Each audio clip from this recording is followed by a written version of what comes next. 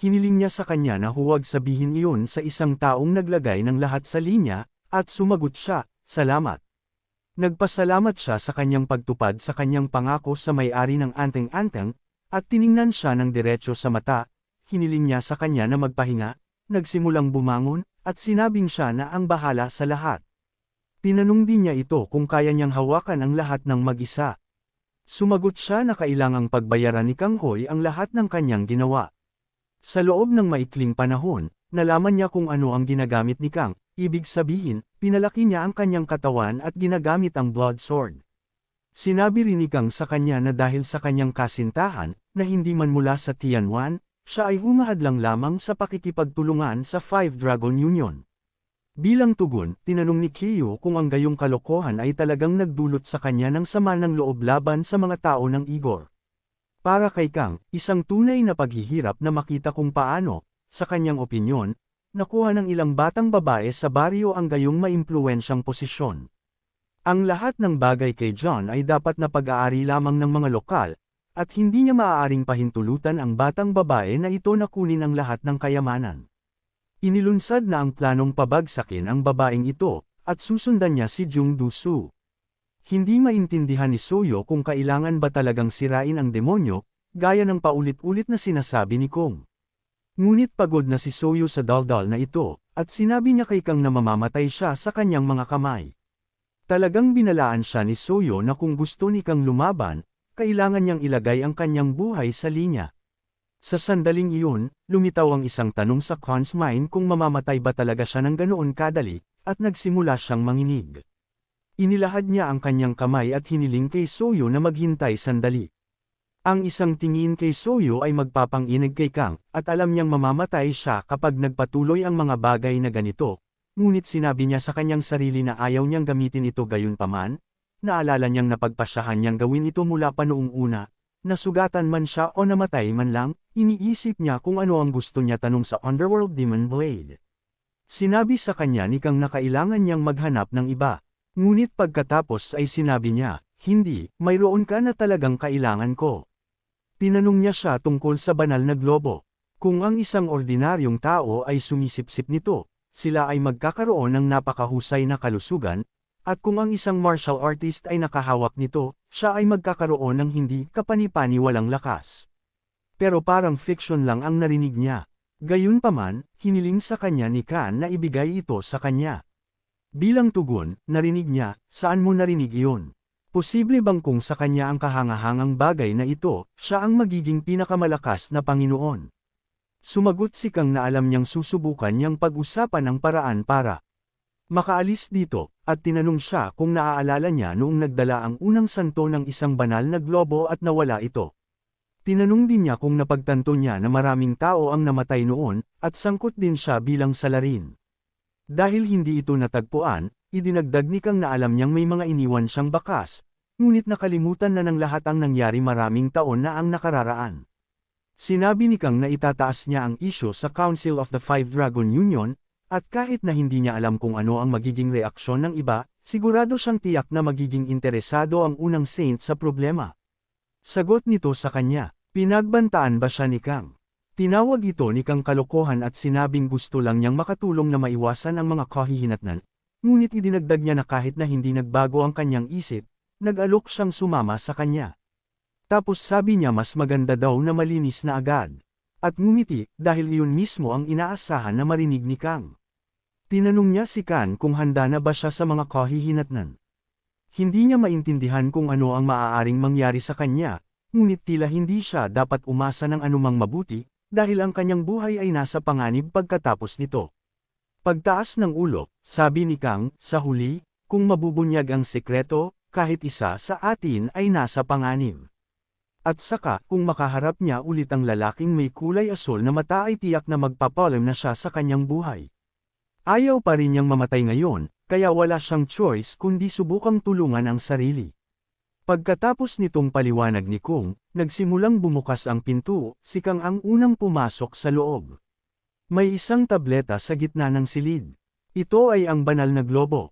Ipinaliwanag ng lalaki kay Kang na kapag natanggap na niya ang globo, wala nang iba pang kaugnay nito ang makakaantig sa kanya. Nagsalita rin siya tungkol sa mismong globo, na binanggit na hindi siya o sinuman ang nag-aral ng mga epekto nito, kaya maaari lamang hulaan ng isa ang mga posibleng epekto. Sa sandaling ma-absorb niya ang orb, mapupuno siya ng enerhiya at kailangang panatilihing kontrolado ang isang napakalakas na susi, kung hindi, maaaring may mangyari na kakilakilabot. Gayunpaman, pinutol siya ni Khan, sinabi na sapat na ang usapan at siya na ang bahala sa kanyang sarili. Kinuha ang globo sa kanyang mga kamay, tiningnan niya ito at naisip kung paano siya pupunta sa Taiwan sa madaling araw at walang alinlangan na makikilala siya sa lalong madaling panahon. Tinanong niya ang sarili kung sino siya, na kahit ang pinakamalakas na Demon Blade sa ilalim ng mundo ay umabot na hanggang dito. Alam niyang iisang tao lang ang gusto niyang talunin higit sa lahat ng bagay sa mundo. Pagkatapos ay sinabi niya, hindi, ito ay hindi na ako ay walang pagpipilian, kailangan kong manalo. Sa sandaling iyon, inilabas niya ang orb sa mismong laban, at nakita ito ni Soyu, na pagtanto na lulunok-kinikan ang medicinal orb, at ngayon ay papalapit na ito sa kanyang bibig. At ano ang susunod na mangyayari? Nakita niya ang kanyang bangkay na nilalamon ang globo. Dinilat niya ang kanyang mga mata. Pagkatapos ay nagsimula siyang sumigaw, at ang kanyang katawan ay nagsimulang magbago ng malaki, lumalaki sa laki. Ang enerhiya ay kumikinang, hindi kapani-pani walang malakas, at ang labis nito ay nakikita. Nadagdagan ang kanyang susi at hindi nahirapang mapansin ito ni Soyo. Ngunit kung ano ang mangyayari sa kanya sa bilis na ito ay ang pinakakagiliw-giliw na tanong. Ang lahat ng nanggagaling sa kanya ay mga pagsabog. Ang Master at Blood Plum ay nakamasid sa gilid, at ang kanilang pagkamangha ay walang hangganan. Ibinaba na lang niya ang kanyang espada. At nangyari ito, medyo nakabawi si Kang at tinanong si Cao Yu kung kailangan niyang maging ganoon kalakas para talunin siya. Sumagot si Soyo na pareho silang handang lumaban at oras na para magsimula. Ito talaga ang pinangarap ni Kang. Ito ang hustisyang sinasabi niya. Hindi na siya nakatiis at nagpahayag na hindi na siya gagala ng walang patutunguhan. Si Jun Wanwan habang winuwagayway ang kanyang espada, sumigaw siya na kailangan niyang wasakin ang demon, at paulit-ulit na iwinasiwas ang kanyang espada. Masyadong mabilis ang mga hampas. Pinutol niya ang lahat ng nasa daanan niya na nadikit sa kanyang sword, at ang lupa sa harap ni Sayu ay nahati sa dalawa. Gusto niyang dumaan kay Soyo at sirain ang dalaga upang ang dugo at laman nito ay magkalat sa buong kontinente. Natakot ang dalaga, at nakita niya ito sa harap ng kanyang mga mata. Narinig ni Kang ang kanilang usapan. Kapag sinabi nilang maaari silang gumawa ng ilang mga pangako sa isa't isa. Sinabi ni Soyo kay Kang nakakulayan niya ang kanyang mga kamay ngayon sa lugar na ito. At hinablot niya ang kanyang sword na kasing liwanag ng kanyang kamay, naglabas ng malaking halaga ng kanyang pangunahing enerhiya. Pagkatapos noon ay hinawakan niya ng palad ang kamay ni Kang. Ang kamay ni Kang ay pinaikot ng 10 beses at napuno ng hindi kapani-pani walang sakit, at ang espada na hawak niya sa kanyang kamay ay nabasag sa maliliit na piraso. May mga kumikislap at mga ingay na nagmumula sa kanyang mga buto. Pagkatapos ay pinaikot-ikot siya na parang nasa black hole. Nagdagdag si Soyo ng pampalasa sa laban sa pagsasabing wawasakin siya at wala ng bakas ng kanyang pag-iral sa kontinenteng ito. Sa simula pa lang ng labanang ito, naramdaman ni Kang ang buong puwersa ng Sai na may kapangyarihan. Inihagis siya sa magkabilang gilid, at sa sandaling iyon, tinusok ni Kidlat ang buong katawan niya. Ano ang nangyayari? Ang enerhiya. Sa dugo ko, wala akong maramdaman. Sinabi niya sa isa pang pag-atake ni Soyo. Sa puntong ito, nagpa siya si Soyo na lumapit at lumipad palapit sa kanyang katawan. Ang kanyang mga mata ay asul, at ang enerhiya ng agos na nagtutulak kay Soyo sa labanang ito ay nagmumula sa kanila. Nagpa siya siyang huwag magpigil at ipakita ang lahat ng kaya niyang gawin, at paghahanda lang ito sa pag-atakeng nasa isip niya. Ang lahat ay nangyari ng napakabilis na halos hindi hinawakan ni Soyo ang kamay ng kaaway gamit ang kanyang paa. Ang braso ng kalaban ay nagsimulang manginig ng mabangis, tulad ng isang sausage na nagliliyab. Pagkatapos ay bumulusok si Soyo pababa patungo sa kaaway, na nasa kalagitnaan ng hangin, lumilipad sa ilalim niya, iniipon ang kanyang lakas sa kanyang mga kamay, matiyagang naghintay hanggang sa magsimulang bumagsak ang kaaway. Sa sandaling nagsimulang bumagsak ang kaaway sa lupa, direktang inilagay ni Soyo ang kanyang mga kamay sa ilalim nito. Ang kapangyarihan ng kidlat ay dumaan sa katawan ng kalaban, at walang awa na tinusok ito ni Soyo gamit ang kanyang mga kamay. Sa kabila nito, nanatiling seryoso ang mukha niya. Handa siyang ipagpatuloy ang laban. Si Kang ay sumisigaw sa sakit, at ang kanyang katawan ay pumipilipot sa hangin na parang isang magaan na himulmo. Ngunit ang himulmo na ito ay napakalaki. Nang bumagsak ito sa lupa, isang malakas na kalabog ang narinig. Sabihin mong lumakad ka papunta sa hindi gumagalaw na katawan ng kalaban na nakahiga sa lupa, nakatingin sa walang buhay na katawan, isang nasisiyahang ngiti ang lumitaw sa buntong hininga. Yung mukha mo. Ang labanan ay napakatindi na ang lahat sa paligid niya ay natatakpan ng makapal na usok. Sa isang pag-atake ang mga tile sa ilalim ng paa ay nabasag sa maliliit na piraso. Inipon ni Kang ang kanyang lakas, tumayo at nagtanong, kung umaasa siyang mapupuksa siya ng ganoong puwersa. Lumingon siya at nagpatuloy sa pagtatanong, gusto mo ba akong panasan sa balat ng lupa?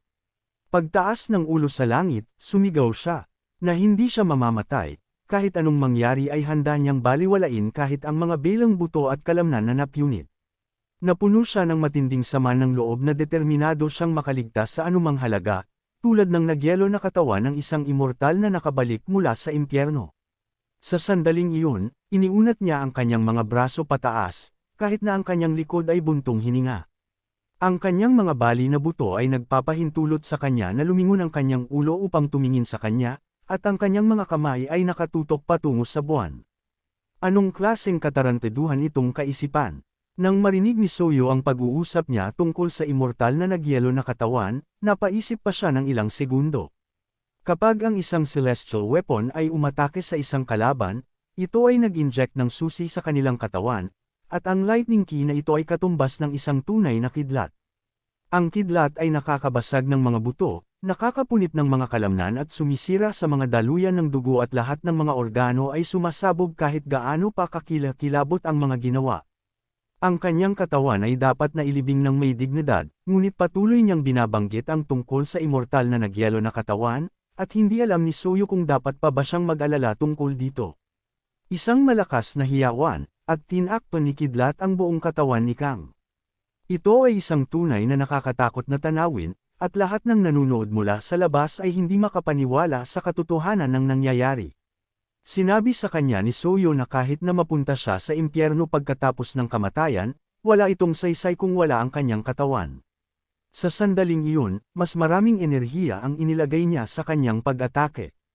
Ilang sandali pa, tanging asul na bola at isang malakas na flash ang naiwan sa lugar na iyon. Ang lakas ng enerhiya ay napakalakas kaya napunit ng alon nito ang damit ng lalaki.